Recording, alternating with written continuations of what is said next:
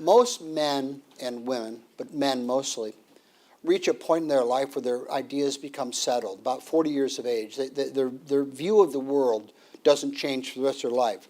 That's not true with Reagan. Reagan adopted many of his issues after he was 40. You know, the whole idea of tax cuts. And I remember once at CPAC, a group of us were talking with him at the reception before the dinner, and he said, you know, these tax cuts that I'm pushing and I'm proposing are, yeah, they're going to help the economy, and they're going to help, you know, stimulate all this other stuff. He said, but really, it's about empowering. I don't think he used the word empowering, but he said, sending power back to the individual. And he was right. He was right. I mean, this requires a lot of intellect, because he knew that power cannot be created or destroyed. It can only be moved around.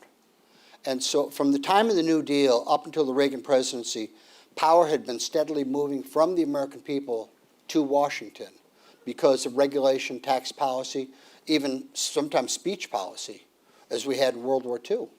So this power was coming all toward Washington. Reagan wanted to stop that and go back to where the framers and founders were, which is to return power to the states, localities, and ultimately the individual. You know, that's a thing, is that you read his speeches, especially when he's president, how many times he talks about the rights and privacy and dignity of the individual.